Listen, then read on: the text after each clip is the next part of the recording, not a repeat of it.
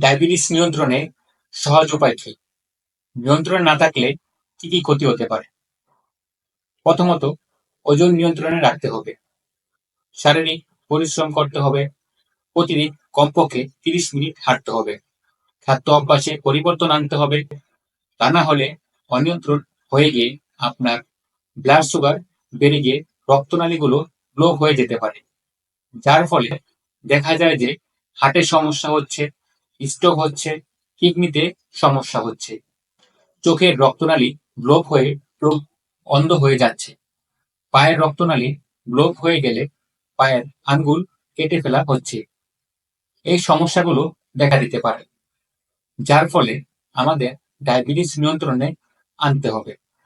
নিয়ন্ত্রণে রাখতে হলে ওষুধ এর পাশাপাশি নিয়মিত ব্লাড সুগার পরীক্ষা করতে হবে।